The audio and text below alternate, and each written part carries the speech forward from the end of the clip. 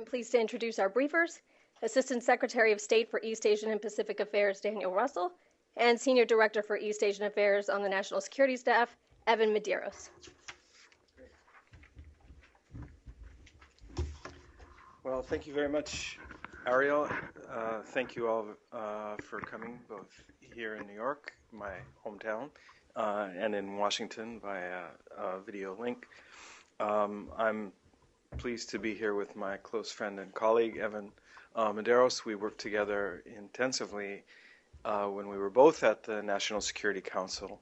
We are working together just as intensively now that we are at the State Department and the NSC, respectively.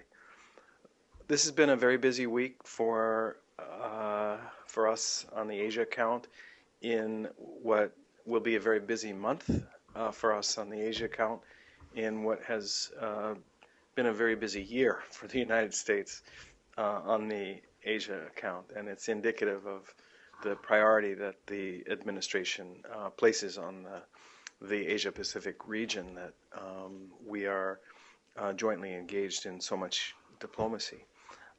If I may, I thought what I would do is to just tick through quickly some of the events that I've been involved in the week here during the opening of the General Assembly, and then turn to my colleague Evan to talk a bit about the issues and the schedule from the perspective of the White House. I came up, although my secretary preceded me, on Monday, attended the event for foreign heads of delegation hosted by President Obama on Monday night, and was able to see and talk to many of our Asian counterparts and friends there. I then, on Tuesday, joined with the U.S. Trade Representative, Ambassador Mike Froman, a good friend and colleague of both of us, at the signing of the transparency agreement between the U.S. and Mongolia, something that we have worked on jointly for a while, and which we think is going to bear great results in terms of increased trade and investment. I joined Deputy Secretary of State Bill Burns in his meeting with the Foreign Minister of Singapore, where we covered bilateral, regional, and multilateral issues, including TPP, which is an initiative that in many respects began with Singapore.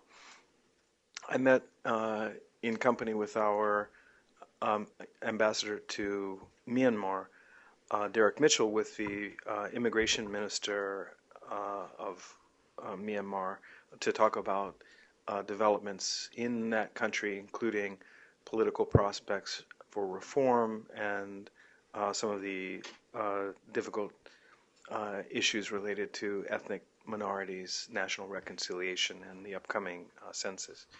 I met also on Tuesday with the Secretary in the Foreign Ministry of Australia, Peter Varghese, and with the Foreign Minister of New Zealand.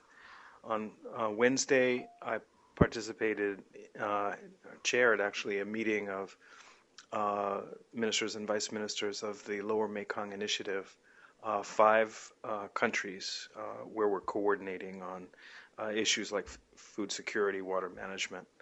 I had a good session with the PermSec of the Thai Foreign Ministry, Secretary Sihasak, and that evening attended the gala dinner of the Korea Society, which commemorated both the 60th anniversary of the alliance, the great diplomatic tradition of both countries, and where we heard a really outstanding speech from Foreign Minister Yoon Byung-se, who's an old friend. On Thursday, I joined Secretary Kerry at a working breakfast with Chinese Foreign Minister Wang Yi, and there was a background briefing provided to the press after that meeting. I briefly attended the U.S.-America Business Council Chamber of Commerce luncheon for the Prime Minister of Malaysia, Prime Minister Najib, and was able to chat with him briefly Evan, I'm sure, will have more to say about upcoming events in Malaysia. Along with Deputy Secretary Burns, I met with the Foreign Minister of Myanmar, and then with the Foreign Secretary of the Philippines, before leading the U.S. delegation to a meeting chaired by the Secretary General of the UN, called what used to be called the Friends of Burma, or the Friends of Myanmar, and is, I think, now in the process of being rechristened as the Partners of Myanmar. Today, Evan Medeiros joined me, and Secretary Kerry from the first meetings this morning with the Foreign Minister of Indonesia, Marty Navaligawa, who's an important partner and a long-standing friend of the United States. The chair of APEC this year is, of course, Indonesia, and we were able to discuss both those issues and issues relating to the agenda of U.S.-ASEAN meetings and East Asia Summit that will follow. We also attended the Secretary's meeting with the Prime Minister of Vietnam, Prime Minister Dung, and importantly, the annual meeting between Secretary Kerry and the 10 ASEAN foreign ministers, where we were able to coordinate on a range of issues and agenda items, again, both for the U.S.-ASEAN Summit and for the East Asia Summit as a whole. And the remarks of Secretary Kerry were carried live. The Secretary also had a meeting with the new Foreign Minister of Australia, Julie Bishop, and just a few minutes ago chaired a roundtable discussion on climate change with a very distinguished group of leaders and ministers from the Pacific Island nations. When we're done here, we will go back to join our delegation and the Secretary, who will be having a meeting later today with the Foreign Minister of Korea.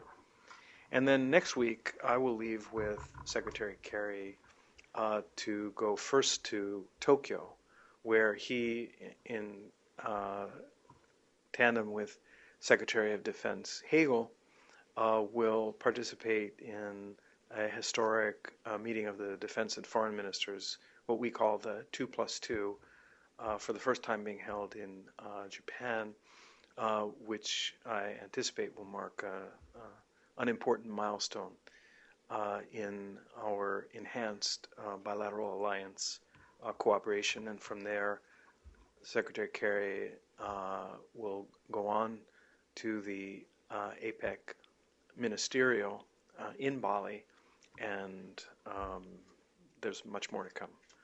Let me stop there and invite my friend and colleague Evan to make a few remarks before we turn it open to questions. Great, thanks, Danny. It's a pleasure to see everybody this afternoon, and I look forward to your questions.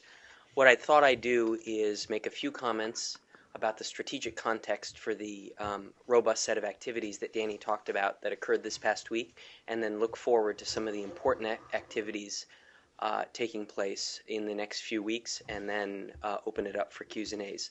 The first and most fundamental point I'd like to make is that beginning in 2009, the President made a strategic commitment to rebalance U.S. foreign policy toward Asia.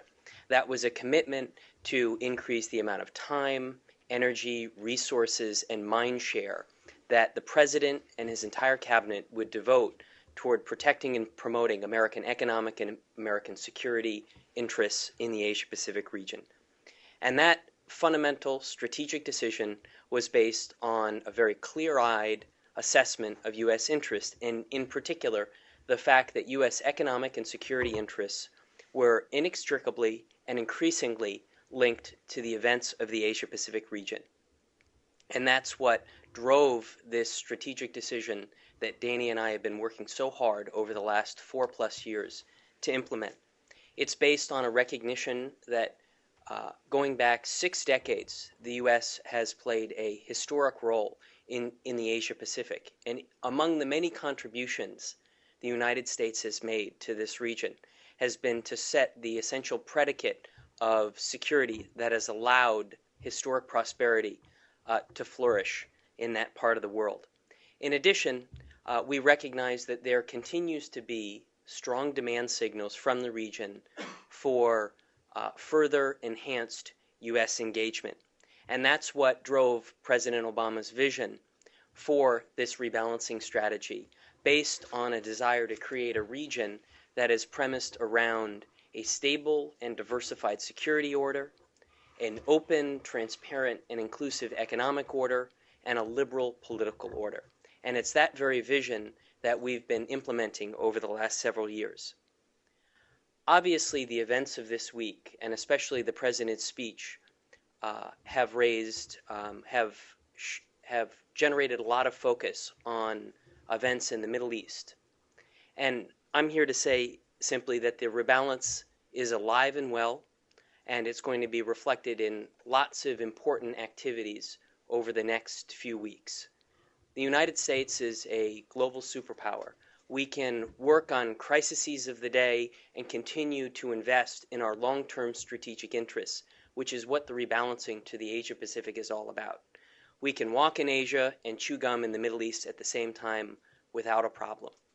So when you just look forward over the next few weeks, I think the events themselves speak to the enhanced commitment of this administration to the rebalancing. Today in Washington, the President had the pleasure of welcoming Prime Minister Singh of India to the White House, in which they talked about India's Look East policy and talked about their desire to enhance cooperation and coordination in the Asia-Pacific.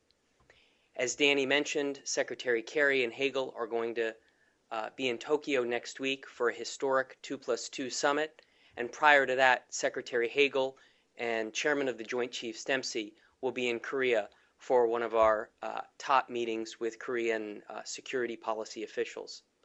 The following week, President Obama will spend the entire week in Asia. He'll visit 4 Southeast Asian countries, participate in APEC, the East Asia Summit, spend a lot of time with our friends in ASEAN, move on to Malaysia for the Global Entrepreneurship Summit, and then his 4th stop will be a very important visit to our friend, partner, and importantly, our ally, the Philippines. That trip alone is meant to underscore our commitment to growing our economic ties in East Asia, to enhance our coordination on diplomatic challenges facing the region, and also to enhance the important people-to-people ties that are the foundation of so much of what holds together the relationships between America and the people of the Asia Pacific. So with that, let me stop, and I look forward to your questions.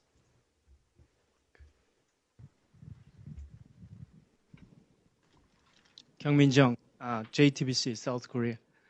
President Obama, during the UN address, didn't mention about the North Korean nuclear issue, but he mentioned about Middle East issue like Syria, Iran. That means strategic negligence. Was there any message or just a policy shift from North Korea to Middle East?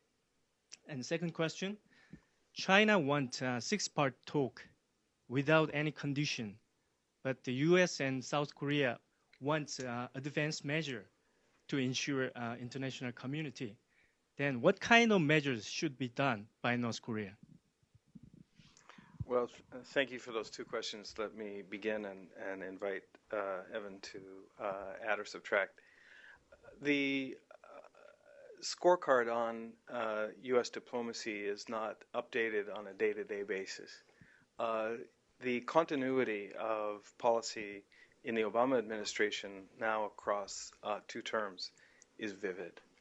Not only is the administration, beginning with the President and the Secretary of State, deeply committed to our engagement in the region and to the security of the region. But it is clear that the threat posed by North Korea's continued pursuit of nuclear weapons is a significant priority and a major component of U.S. policy efforts. Those policy efforts begin with extraordinarily close coordination with our allies and partners, first in Seoul, as well as in Tokyo. Also, very importantly, with China and with Russia, along with the rest of the international community. The effort also to apply a microscope to the question of what exactly North Korea needs to do shouldn't be approached on a day-by-day basis either. The focal point for all of our efforts must be on the end state that we seek to achieve, which is the complete and verifiable and peaceful denuclearization of the Korean Peninsula, which for all practical purposes means of North Korea.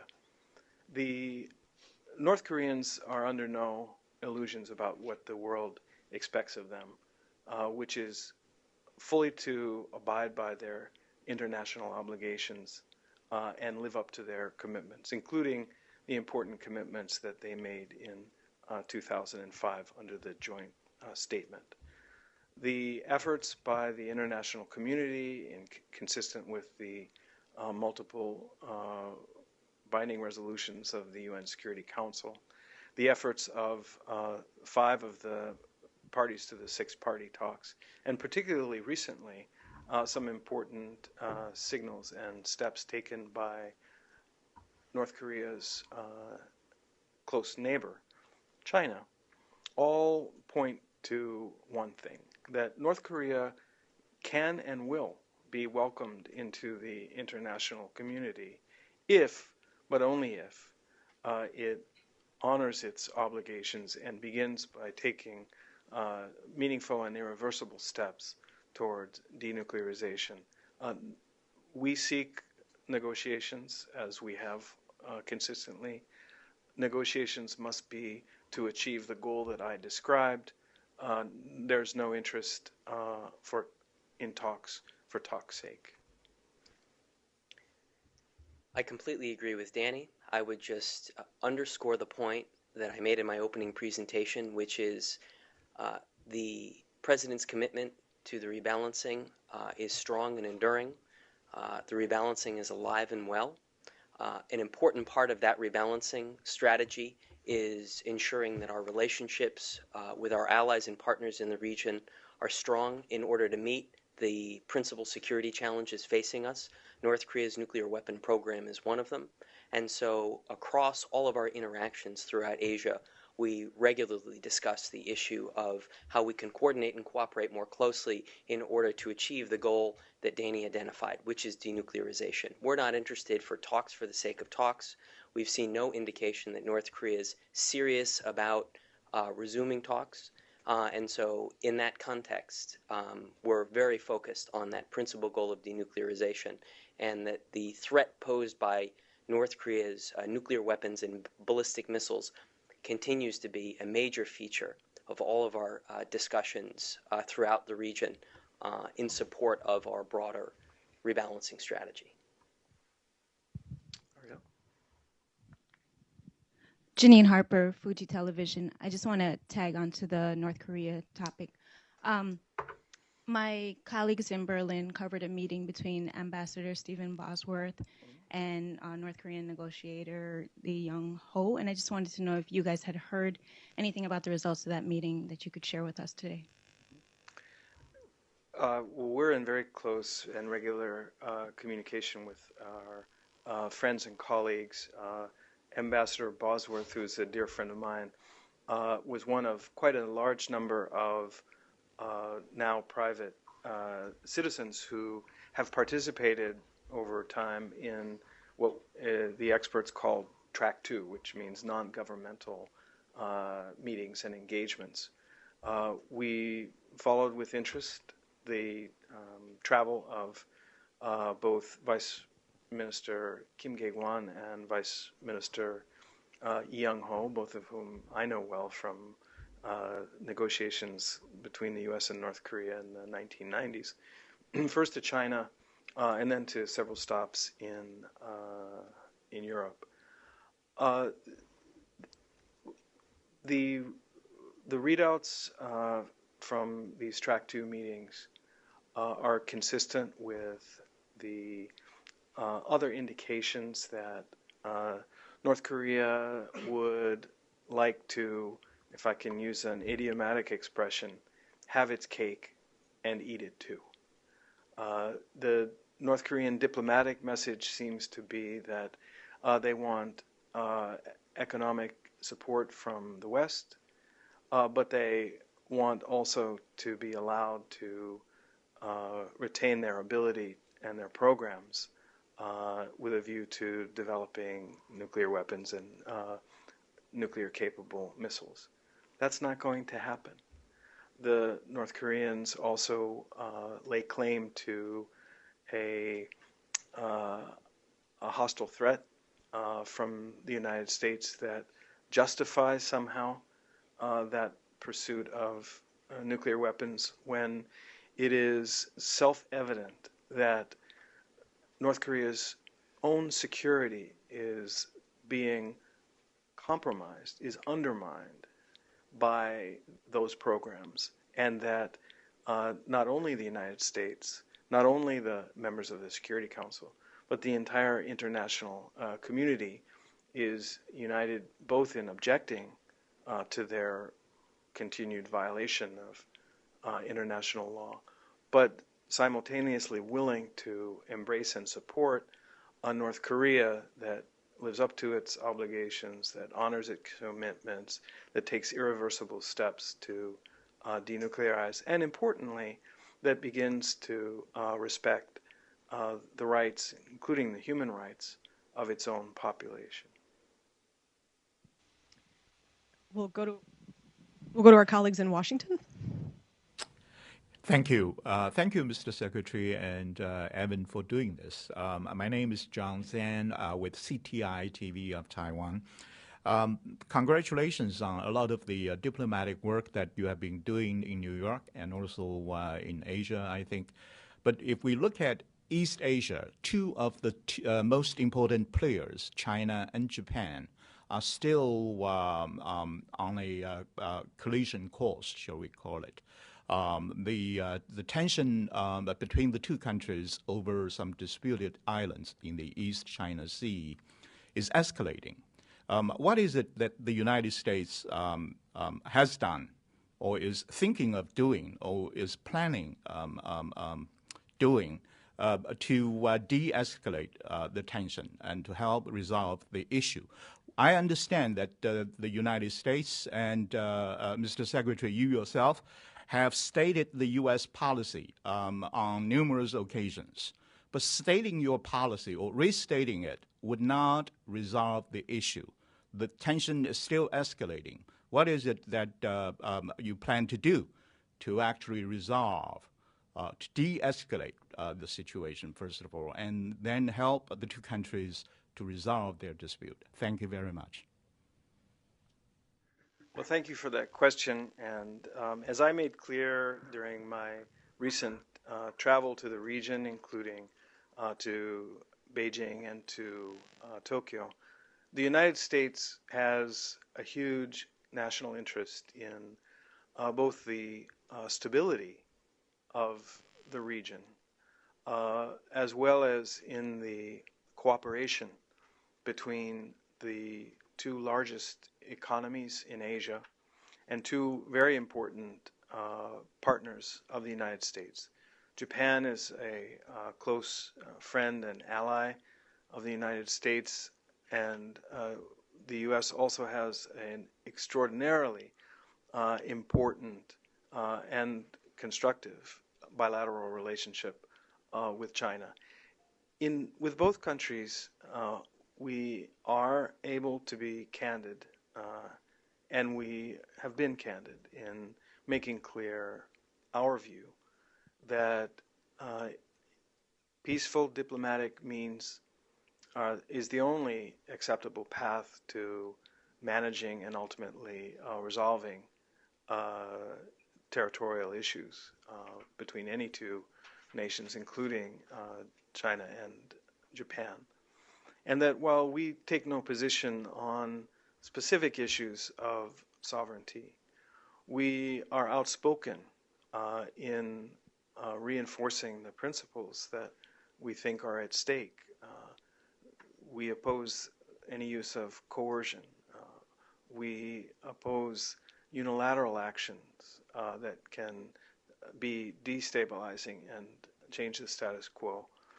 And we welcome every and all efforts between the two to communicate, to consult, and to ensure that the groundwork is in place so that not only can incidents be prevented, but misunderstandings that could lead to escalation are avoided and are managed.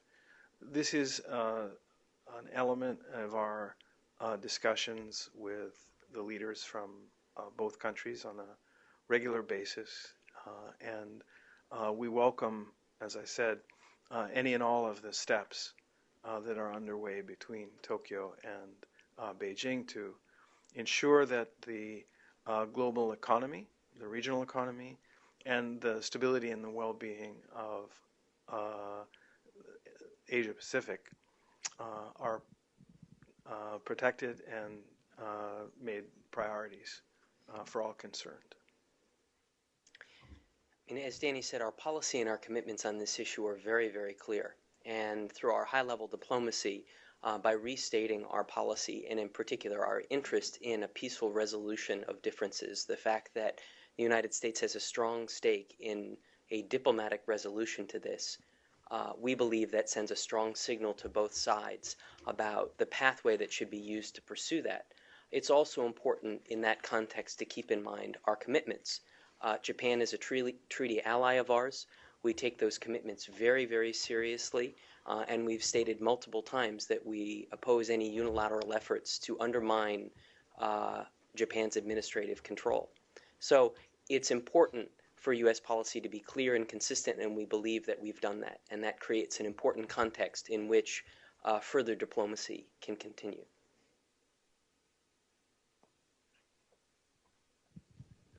Thank you. Hi, it's John Keogh from the Australian Financial Review here. I just wanted to ask, in terms of the US's well-documented pivot to Asia, do you see Australia being able to partner with the US and play a useful role? And if so, what would you envisage as that part of that role? And secondly, could I ask, Australia has been accused by some of free-riding on the US defence system with our defence spending falling to a multi-decade low. The new government that has just been elected has promised to increase it back towards 2% of GDP over the next decade. What are the administration's thoughts on that? Well, first and foremost, Secretary Kerry had a great meeting with the new Foreign Minister Bishop today of Australia. And one of the things that it brought home to me was the absolute quality of the dialogue between U.S. and Australian leaders as well as diplomats. We have not only a close alliance tested in battle, but a strong partnership and an even stronger friendship. So what we not only look for, but count on from Australia spans the gamut from security cooperation to economic, commercial, financial intercourse, to people-to-people, educational, science and technology cooperation, to, importantly, our extraordinary cooperative efforts in the global arena, including and particularly in multilateral institutions and organizations. There is no more vivid example of that extraordinary cooperation than what is happening tonight when the 15 members of the UN Security Council, under the presidency of Australia, will meet to consider adopt a resolution on one of the most pressing issues of the day, on Syria. There are many other fora in which the U.S. and Australia cooperate closely, and what we are looking for in the new government is precisely what the new Prime Minister and the new Foreign Minister have pledged, which is to continue the close collaboration and the contributions that Australia is making in the region and on the global stage. With respect to your second question, I would say see previous answer, namely that Australia is and has been an important security partner and a constructive actor in its own right in terms of the maintenance of peace and stability, both in the Asia-Pacific region, and particularly throughout the Pacific, but also internationally, as witnessed by Australian extraordinary peacekeeping contributions globally, as well as specifically in Afghanistan. The Australian decisions about defense budgets and defense policies, of course, are sovereign decisions, but they are made on the basis of Australia's national interest. We, in the United States, consider ourselves blessed that Australian governments consistently judge contribution to regional and global security as very much in Australia's own interest. We welcome those contributions, and we look forward to strengthening both the alliance and the global partnership under the new administration of government of Prime Minister Abbott.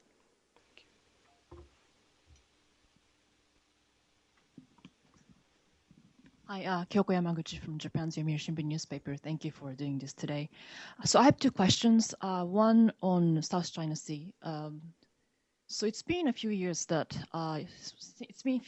since U.S.'s position has been that the countries should clarify their position, their claims based on international law. And I was wondering if you could update us on where you are, what kind of progresses you have made on this, and especially from China.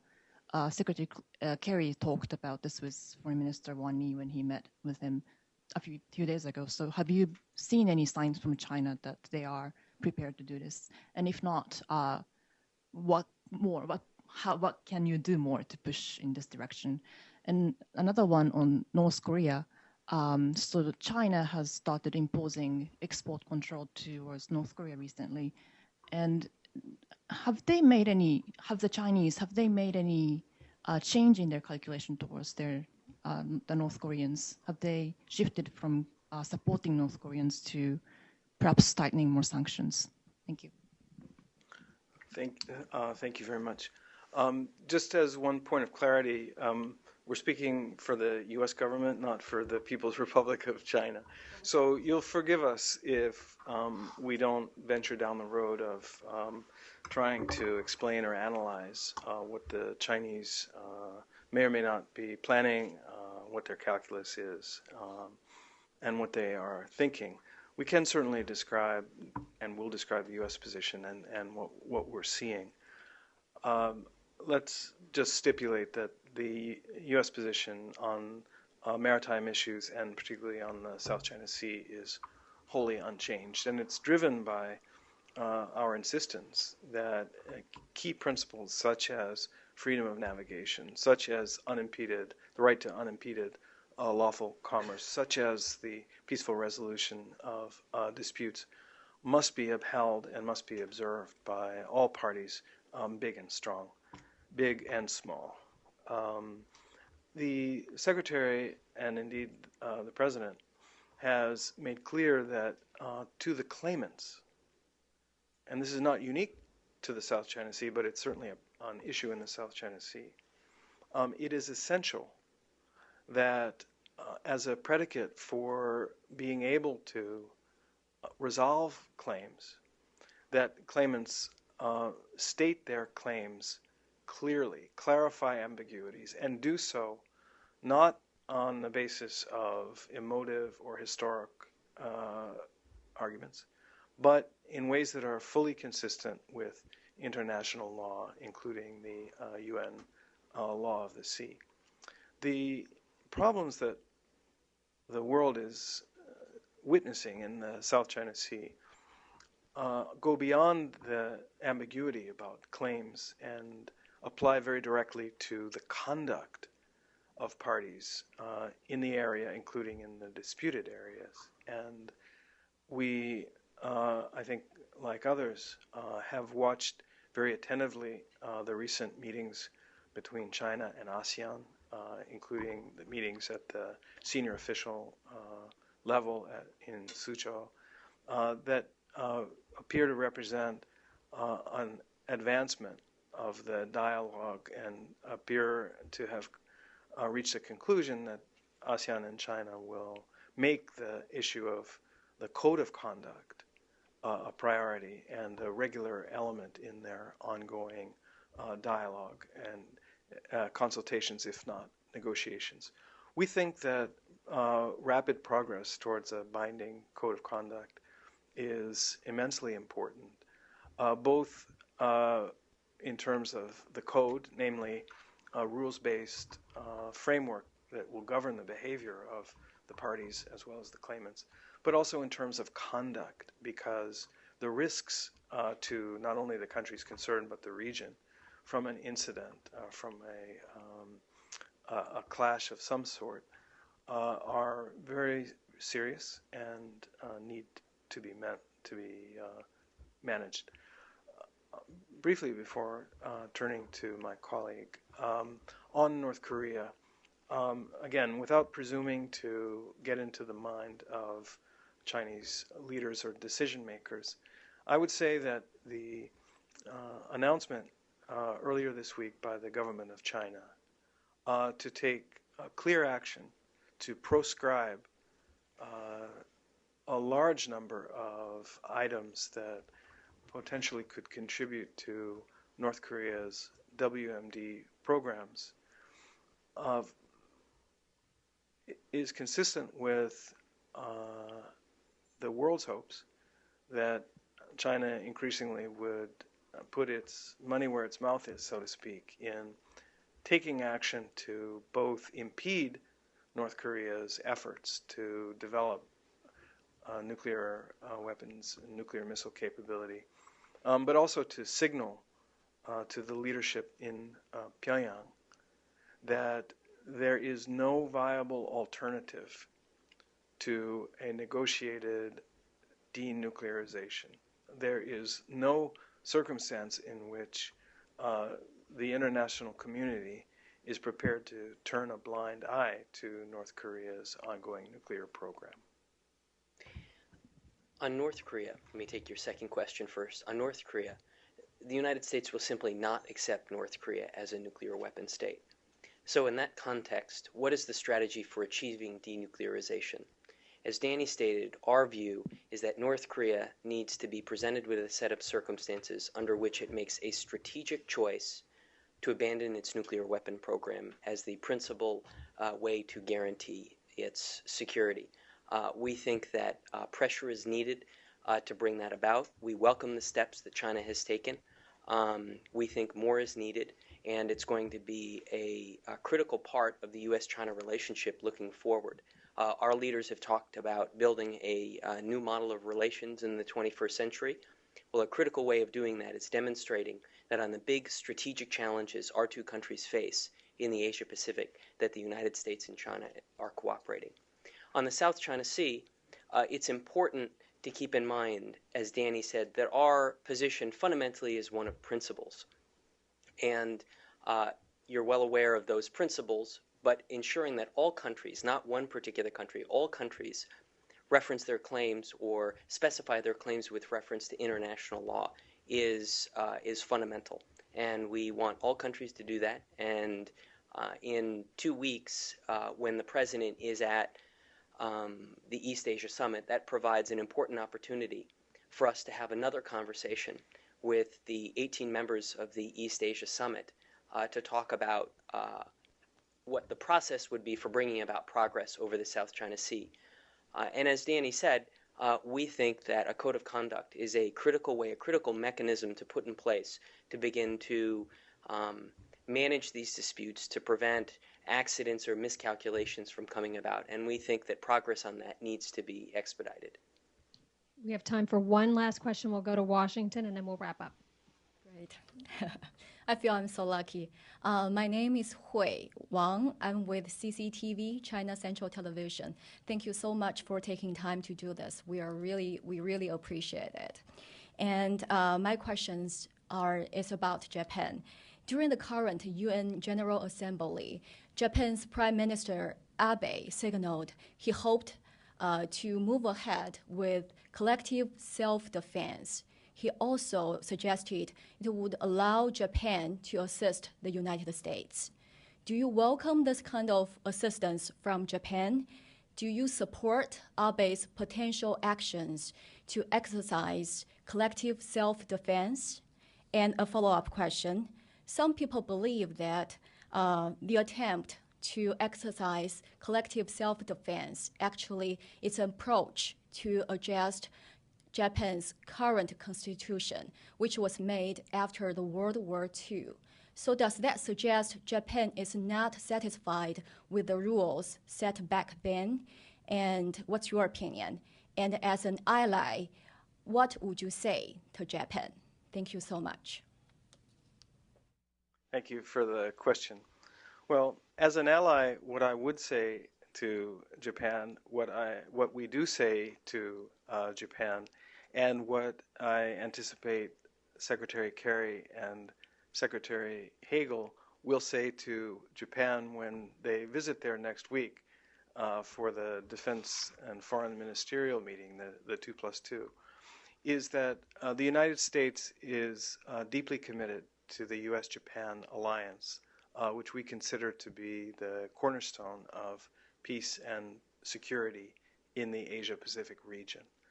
We have, as a matter of policy, administration after administration, generation after generation, worked closely with the government of Japan to develop and the alliance and to intensify our cooperation and coordination, both for the defense of Japan, but more broadly in the long-term strategic interests of the United States and the region. Our efforts and our, I would say, successes in modernizing the U.S.-Japan alliance predate the visit in February of this year to Washington by Prime Minister Abe. But Prime Minister Abe's visit and his meetings in Washington, particularly with President Obama, lent great impetus, I think, to progress across a number of very important fronts. One area, of course, is on the economic side, but other elements include both intensified discussion on how we can work together to push forward on our realignment roadmap, but also what elements of our cooperation bear strengthening and bear adjusting. Now, I'm not going to speak to issues associated with sovereign decisions by Japan and the Japanese people about how they will interpret or even possibly someday make adjustments to their own constitution. That's their business. We have full faith in the people and the nation of Japan to make their own decisions. What we are discussing with them is how we can improve interoperability, what the right balance is in terms of the roles and the missions and the capabilities of Japan and the United States, and in what specific and practical ways we can harness the good communication and the confluence of views between the governments in Washington and Tokyo to produce greater security and greater stability in Northeast Asia. There are a wide range of areas in which we are and seek to further develop that coordination. And let me just offer these comments as a teaser for what I expect you will see as a joint statement coming out of the upcoming meetings. Let me ask Evan if he's got anything Great, to add. thanks, Danny. Again, I don't want to spoil the movie since it's coming next week in Tokyo with Secretaries Hagel and Kerry. Let me just say that we support a strong Japan. We're constantly working to make our alliance better and more relevant, and we welcome all steps by Japan to do that in close coordination with us.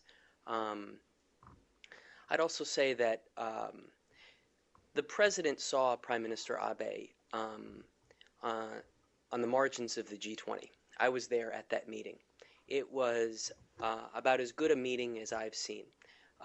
They had a truly global conversation about that underscored the global nature of our relationship. They talked about Syria, they talk about Afghanistan, and then, of course, in very practical ways, they talk about the security challenges that we face in the region, North Korea being one of the most prominent features of that.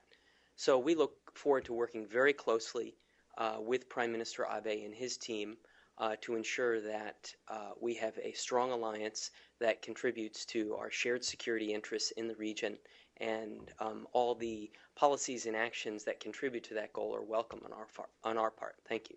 Great. Thank you all very much. I'm sorry we don't have more time. Thank you.